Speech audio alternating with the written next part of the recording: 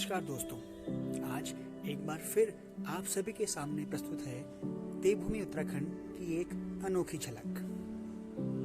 आज इस रास्ते से होते हुए मैं आप सभी को लेकर चलूंगा स्वर्गाश्रम पांडुखोली। आखिर क्या खास बात है इस जगह की? क्यों इसे पांडु की खोली कहा जाता है? आखिर पांडव किस मकसद से इस दुर्गम क्षेत्र में आए थे?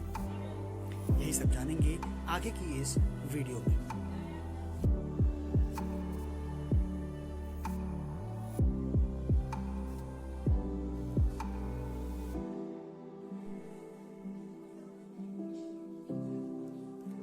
पांडुखोली द्वारहाट से तकरीबन 27 किलोमीटर की दूरी पर स्थित है।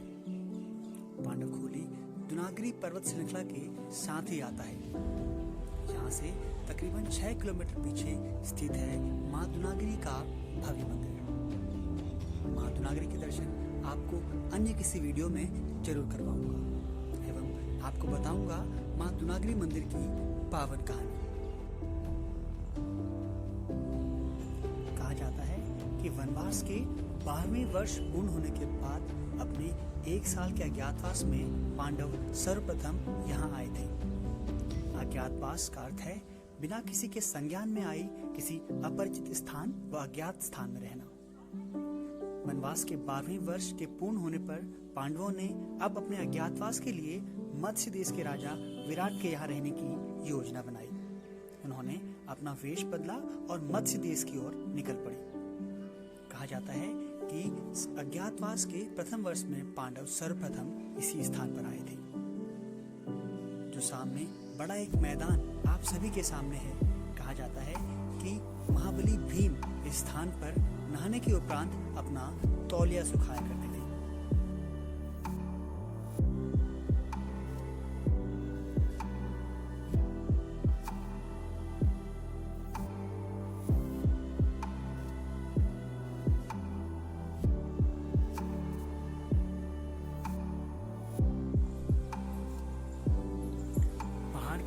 इतनी चोटी पर मौजूद इस भव्य नज़ारे को किसी भी कैमरे या फोन में कैद करना नामुमकिन है। आप जरूर इस स्थान पर आएं और इस भव्य नज़ारे को अवश्य देखें।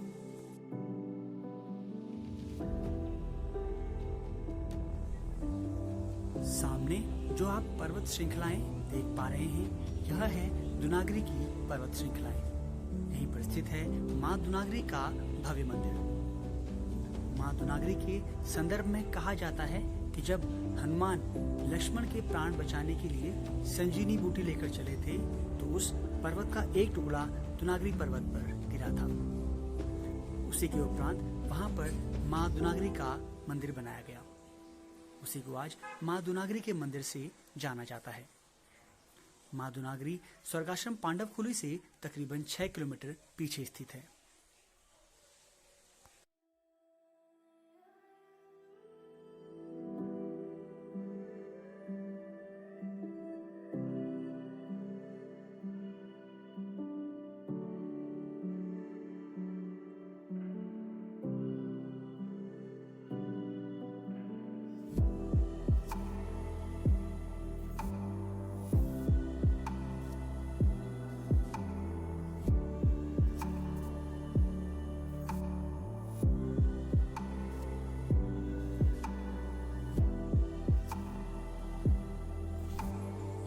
साल के 12 महीने यहाँ पर लोगों का आना जाना लगा रहता है।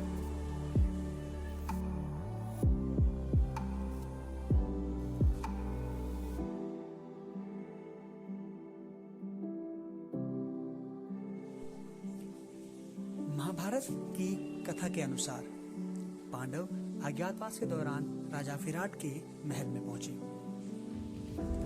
राजा विराट के दरबार में पहुंचकर युधिष्ठिर ने कहा, हे राजन, मैं व्याद्रपद गोत्र में उत्पन्न हुआ हूँ तथा मेरा नाम कंक है। मैं द्यूत विद्या में निपुण हूँ। आपके पास आपकी सेवा करने की कामना लेकर उपस्थित हुआ हूँ। विराट बोले, कंक, तुम दर्शनीय पुरुष प्रतीत होते हो। मैं तुम्हें पाकर प्रसन्न हूँ, अतः तुम सम्मान पूर्वक यहाँ रहोगे। उसके बाद शेष पांडव राजा विराट के दरबार में पहुंचे और बोले, हे राजाधिराज, हम सब पहले राजा युधिष्ठिर के सेवक थे। पांडवों के वनवास हो जाने पर हम आपके दरबार में सेवा के लिए उपस्थित हैं। राजा विराट के द्वारा परिचय पूछने पर सर्वप्रथम हाथ में करछी कढ़ाई लिए हुए भीमसेन बोले, महाराज, आपका कल्याण हो। मेरा नाम बल्लभ है। मैं रसोई बनाने का कार्य उत्तम प्रकार से जानता हूँ। मैं महाराज युधिष्ठिर का रसोइया था। सहदेव ने कहा, महाराज, मेरा नाम तंतीपाल है। मैं गाय बछड़ों के नस्ल पहचानने में निपुण हूँ और मैं महाराज युधिष्ठिर के गौशाला की देखभाल किया करता था। नकुल बोले, हे मत्स्याधिपति, मेरा नाम ग्रंथिक है। मैं अश्वविद्या में निपुण हूँ। राजा युधिष्ठिर के यहाँ मेरा काम उनके अश्वशाला की देखभाल करना था। महाराज विराट ने उन सभी को अपनी सेवा में रख लिया। अंत में उर्वशी के द्वारा दिए गए शापवश नपुंसक बने, हाथी दांत की चूड़ियां पहने तथा सिर पर चोटी गूंथे हुए अर्जुन बोले, हे मत्स्यराज, मेरा नाम वृहन्नला है। मैं नृत्य संगीत विद्या में निपुण हूँ। चूंकि मैं नपुंसक हूँ, इसीलिए महाराज युधिष्ठिर ने मुझे अपने अंतःपुर की कन्याओं को नृत्य और संगीत सिखाने के लिए नियुक्त किया था। वृहन्नला के नृत्य संगीत के प्रदर्शन पर मुग्ध होकर उसकी नपुंसकता की जांच करवाने के पश्चात महाराज विराट ने उसे अपनी पुत्री उत्तरा की नृत्य संगीत की शिक्षा के लिए नियुक्त कर लिया। इधर द्रौपदी राजा विराट की पत्नी सुदेशना के पास जाकर बोली, महारानी, मेरा नाम सैरंध्री है। मैं पहले धर्मराज युधिष्ठिर की महारानी द्रौपदी की दासी का कार्य करती थी, किंतु उनके वनवास चले जाने के कारण मैं कार्य मुक्त हो गई हूँ। अब आपकी सेवा की कामना लेकर आपके पास आई हूँ। सैरंध्री के रूप, गुण तथा सौंदर्य से प्रभावित होकर महारानी सुदेशना ने उसे अपनी मुख्य दासी के रूप में नियुक्त कर लिया। इस प्रकार पांडवों ने मत्स्य देश के महाराज विराट की सेवा में नियुक्त होकर अपने अज्ञातवास का प्रारंभ किया।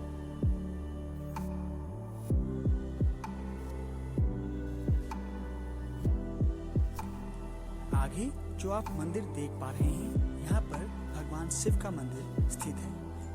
कहा जाता है, सदैव स्नान करने के बाद पांडव द्रौपदी के साथ यहाँ पर भगवान शिव की पूजा अर्चना किया करते थे।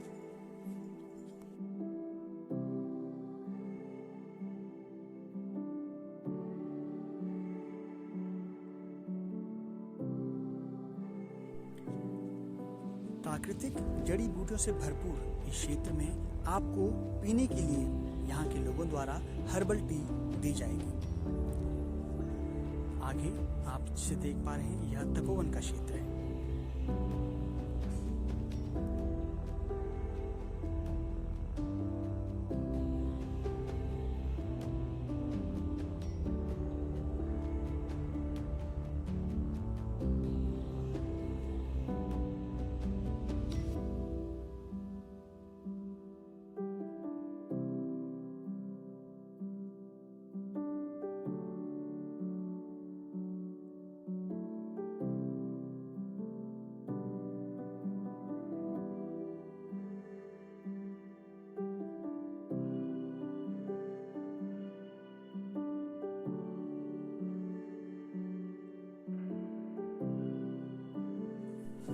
सामने जो बड़ा मैदान आप लोग देख पा रहे हैं, कहा जाता है कि महाबली भीमसेन यहाँ पर नहाने के उपरांत अपना तौलिया सुखाया करते थे। जमीन के इस क्षेत्र में अगर आप जोर से अपने पाँव को धमकाएंगे तो आपको प्रतीत होगा कि मानो यह इसके नीचे सब कुछ खोखला है।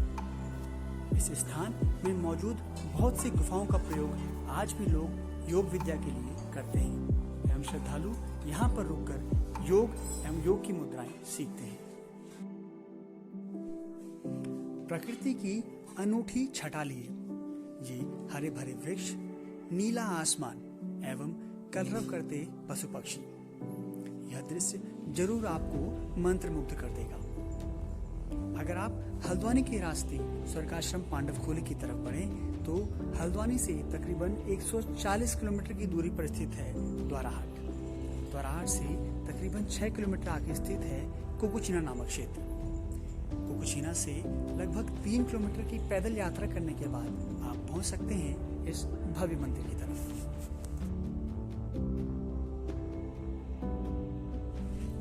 अंत में इस अनूठी छटा को अपनी आंखों में संजोए आज के इस वीडियो को यहीं पर विराम देते हैं। अगली किसी वीडियो में अपने पहाड़ की एक दूसरी झलक लेकर मैं फिर आप सभी के सामने प्रस्तुत होऊंगा। तब तक के लिए नमस्कार।